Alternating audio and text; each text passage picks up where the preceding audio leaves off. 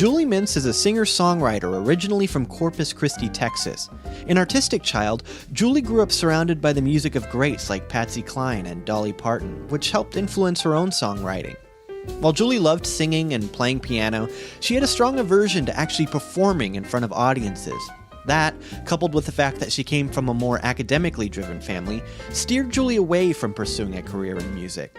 But after studying neuroscience and working in a hospital during college, she realized that she was on the wrong path. She began playing music again and moved to LA to try her hand in the entertainment industry. She eventually started playing her music live at venues across town, but an embarrassing experience caused Julie to retreat out of the spotlight, reinforcing her anxiety of performing in front of people. Fast forward, and Julie has now performed on several late-night talk shows, heard her music on the radio, and played at incredible music venues like the Hollywood Bowl.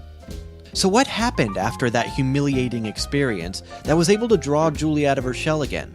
Well, it has something to do with some trash cans, a castle, and the big music star who lived there.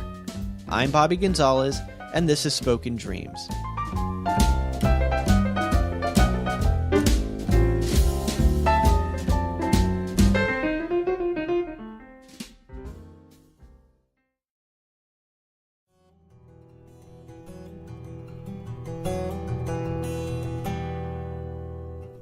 My name is Julie Mintz. I'm a singer-songwriter and recording artist. I'm from the small coastal town of Corpus Christi, Texas, on the Gulf of Mexico. And I'm the middle child of 5, which means I'm the peacemaker. And I was a really sensitive, artistic child. I grew up playing piano, singing in choir, but my family was really more professional and academic oriented. My dad's a surgeon and my mom was a high school English teacher. So even though I was really artistically oriented in terms of extracurricular activities, it was never something that was really encouraged that I was going to do as a career. It's just something that I loved to do as a little girl. My family was not musical, but I do remember that they loved music. My dad played Patsy Cline's greatest hits all the time throughout the house. I remember listening to Dolly Parton. I love Emmylou Harris. And growing up in South Texas and hearing that kind of music, I was really influenced by that as a little girl.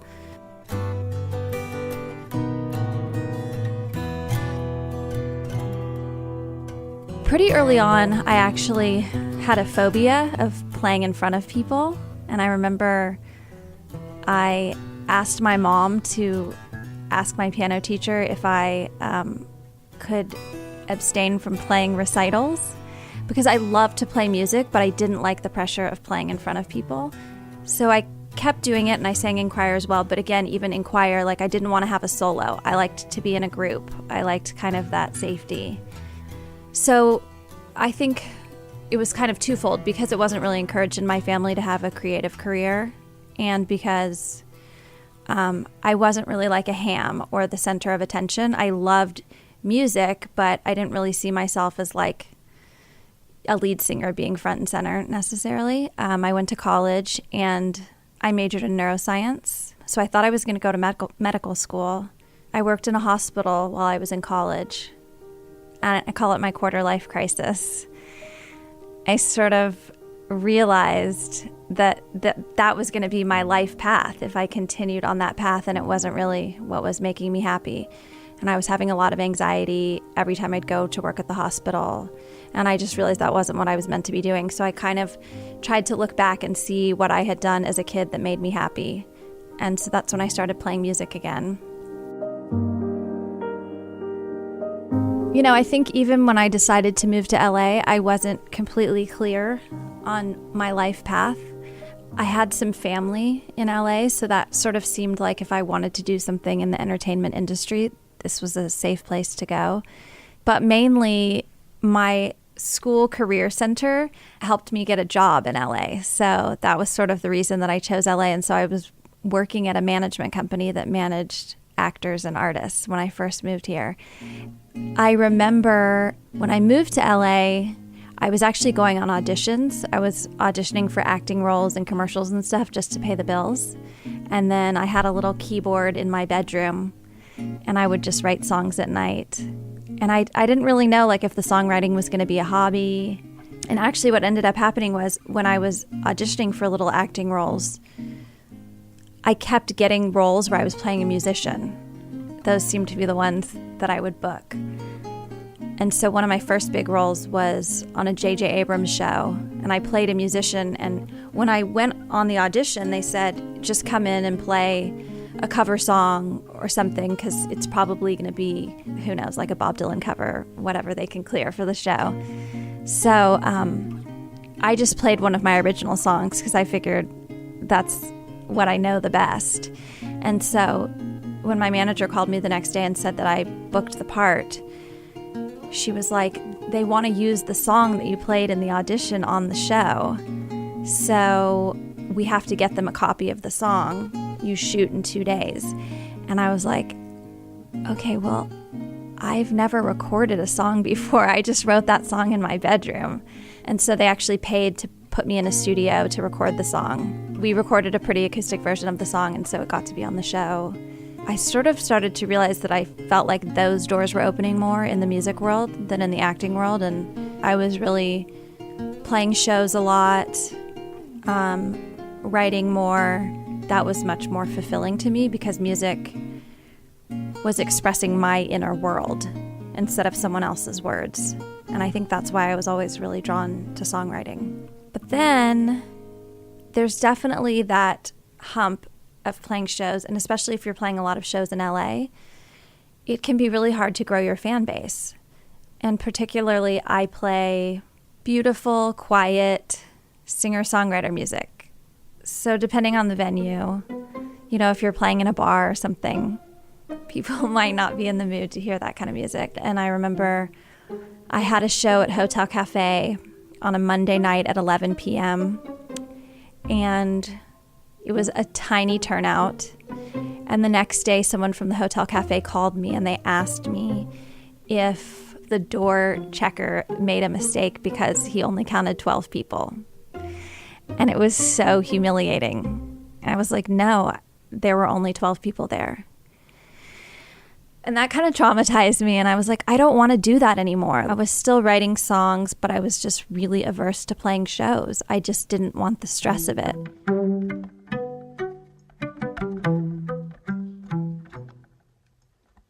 I was living in this little rental house in Beechwood Canyon, and I coincidentally lived across the street from a castle, which was unusual because my house was tiny, but there was a castle across the street. One day, it was a Sunday, I came out into my driveway, and there was a guy in my driveway, and he was moving all my trash cans, and his car was like idling at the end of my driveway, and he was like, oh my God, I'm so sorry. I'm trying to go to a party at your neighbor's house, and there's nowhere to park. I was just going to move your trash cans and park in your driveway, if that's okay. And he was like really caught red-handed, but I was like, it's fine. I don't need to get out today. And he was like, no, I'm really embarrassed. I feel bad. Come to the party with me. And I was like, no, I'm not going to go to a party with you. And he was like, well, it's your neighbor who just bought the castle. And I was like, yeah, I don't know him. I don't know you. It's fine. I'm not going to go to the party. And he would not let it go, I think, because he felt so bad. And so he's like, please, you just come for 5 minutes. So I walked across the street with him, and I had heard that Moby bought the castle. I didn't know that much about Moby. I knew that he was an electronic music artist, but I didn't know that much about his background. And I went to the party at Moby's house, and I met him briefly. And it turned out that we had a mutual friend, and he was like, oh, you're my neighbor across the street with the red door. I've heard about you. He's like, you're a singer-songwriter, right? And I was like, yeah, I am. And he was really friendly, and he got my email. I left after like 5 minutes. I felt so uncomfortable being there, but he was very friendly, and he emailed me, I think the next day, and invited me to come over and have tea, and we became really friendly, and he would have me over sometimes. He asked me to play him some of my songs, and he would give me songwriting advice. And then pretty early on in our friendship, he just sent me an email one day that said, hey, I'm playing, I have a new album out, and I'm performing on The Tonight Show. would you sing backup for me?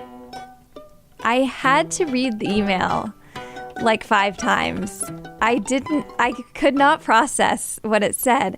I legitimately thought that he was asking me if I knew somebody that could sing backup for him. Because I was just like, it was really exciting. And to go from, not wanting to play shows anymore and still writing songs, but not really knowing what I was going to do next, and just feeling like, you know what, if I play another show, there's a chance that nobody's going to come and I don't know what to do next, to the next thing being somebody asking me to play on The Tonight Show with them, was really hard to process. I didn't let him know that. I just wrote back and said, yes, I'd love to. That sounds great. And so that was kind of the beginning of getting to work with Moby. Since then, I've had the opportunity to do Conan with Moby, and then just this year we did The Late Show with Stephen Colbert. And whenever he had shows, he would ask me to sing backup or play keyboards in his band. It was kind of the perfect setup because I got to play music and do what I love and have the experience of being on stage. It was kind of like exposure therapy because I got to be on stage, but the focus wasn't on me. I knew that people were there to see Moby, and so I got to do the part that I love, but not have that like perfectionism pressure of feeling like I have to say the perfect thing in between every song and entertain everyone that's here, because that's really what they're expecting from the main artist, and I'm just there to support him. And so that was a really good experience for me to have. I played with him for several years, and at this point I still hadn't recorded my own music, except for that one song that I had done for the TV show. I was playing shows occasionally, but I would say kind of begrudgingly. And Moby would always come to my shows and support me. And after one of my shows, he was like, you have such great songs. You sound great live. Why have you never made a record? And I was like, I don't know. I just feel like I don't know how to do it. That had kind of always been my thing. I wasn't on a record label yet. And so he was like, okay, I'm going to produce your record. You need to make a record. And so he produced my EP a couple years ago, an EP called The Thin Veil. And it was all songs that I had written before I had met Moby. After we made that EP, Moby had a private show for KCRW in the backyard of Ann Litt's house. She's like a prominent KCRW DJ, and there were a lot of important music industry people there. During Moby's set, he was like, hey, my friend Julie that plays in my band has a new record out, and let's like break up the set and let her come forward and play a song. And so, which he had not warned me about, but that was fine. I was prepared to play my songs, but I didn't have my guitar there, and he plays electric guitar. And so I stepped forward from behind the keyboard, and he handed me his guitar. The guitar strap was really long, but it was like one of those moments where you're in front of a crowd, and instead of just taking a second and being like, okay, I need to adjust, I need to fix the guitar strap, I just wanted to not cause like a stir, and I just wanted to start. Well, basically I realized that I actually couldn't reach the high string. So I was trying to like use my strength to hold the guitar up, but I couldn't. Every 4 bars when this one chord came up, it sounded horrible. I mean, it was mortifying. After Moby's set was done, I was literally crying in Ann Litt's bathroom. I was so humiliated. And she came in there and she was like, what's wrong? And I was like, I'm so embarrassed. I literally looked like I don't know how to play guitar in front of 100 people. That's probably the most embarrassing. Talk about stage fright. I'm surprised that didn't just completely re-traumatize me. But anyways, she was like, I don't know what you're talking about. That was totally fine. Like, everyone knew you were playing Moby's guitar. And she was like, I loved that song. Can you get me a copy of it? I want to play it on KCRW. And so that's how I ended up getting my first radio play from my EP on KCRW. I guess it just goes to show that, even, when something seemingly embarrassing happens, something good can come of it. So I have been working on my full-length record for the past year, and that's almost done. And I have my first single that's ready to go. It's called Sorrow Tree. And it's kind of cool how it came about.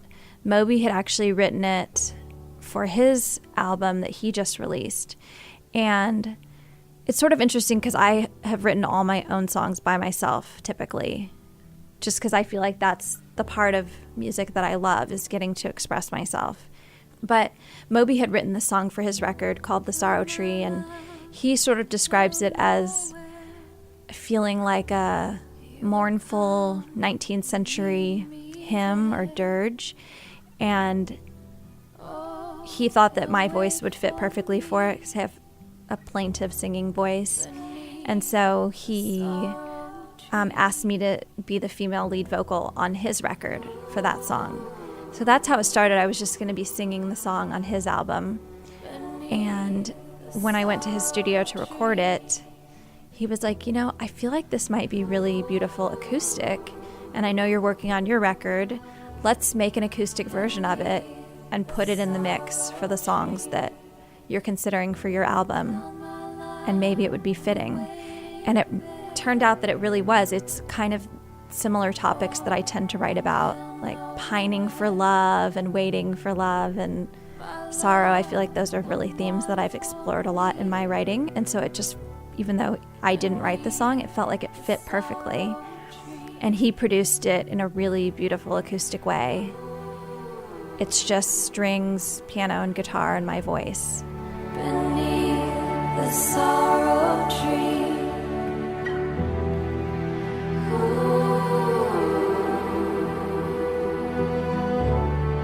beneath the sorrow tree. My full-length record is called Abandon All Hope of Fruition. It actually sounds really depressing and hopeless when you hear the title of the album, but it's based on the teachings of this American Tibetan Buddhist nun named Pema Chodron. I read this one book that she wrote called When Things Fall Apart. I definitely read it when things were falling apart. And one of the teachings that she talks about, stop doing things with the expectation of a positive outcome and just be in the moment and accept where you are. And that really struck me because I felt like a lot of things that I was doing, like making music, I was like, okay, well, I think I'm only going to be happy if this is really successful and a lot of people hear it and it's really great. Or I'm only going to be happy if I have the love relationship that I really want. And that's a topic that I write about a lot in my music. And so to have that perspective shift and just kind of think, okay, what if you just give up and let go of wanting everything to turn out perfectly and just try to accept where you are? Really, my hope for it is that, of course, that people would hear it and that they would relate to something in it, because that's really why I'm writing music, is to express feelings that I'm trying to work out. And I think it's pretty universal feelings. When you're in the midst of whatever work you're pursuing, especially when you're having your valleys, it's really easy to just feel like nothing's going right. And, especially when I was having a lot of stage fright and anxiety and scared to perform. And then I was like, I haven't recorded any of my songs because I feel like I don't know how to do it right, or I don't know how to do it perfectly. Now, looking back on that, maybe it's okay that I had all of those experiences. I mean, I also got really lucky. I happened to have an amazingly talented neighbor that I started to collaborate with, and he really helped me produce my music and brought me out of my shell a lot in terms of performing. But, maybe it's good that I didn't have a bunch of crappy recordings. Maybe it's okay that I wasn't forcing myself to perform when I didn't feel ready. I guess you have to try to look back and find the positive in whatever your journey was. And I also really believe that the one thing that gives humans depth is struggling. And that's really the only way that we can develop depth. So going through hard times or doing things wrong is okay too. It doesn't have to, maybe it wasn't for a reason other than when you come out of it, you have more insight and you're a deeper person, and then you have more to say in your art.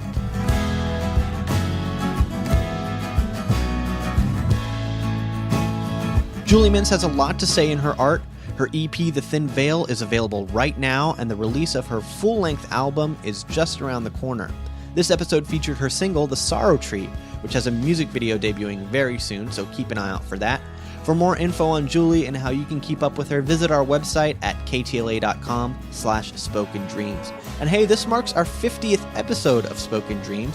Thank you to those of you who have subscribed to the show, taken time to write nice reviews, comments, and emails, and everyone who's joined me on the podcast. It's been such a privilege to be able to help share these stories. There are 49 other stories to listen to. You can get those by subscribing to the podcast on iTunes, Google Play, Podbean, Stitcher, anywhere you listen to podcasts. If you'd like to join the conversation, follow me on social media at Spoken Dreams Pod on Instagram and Twitter, and there's a Spoken Dreams Facebook page. Thanks for listening to this episode. Now onward to the next 50. Until next time, break a leg.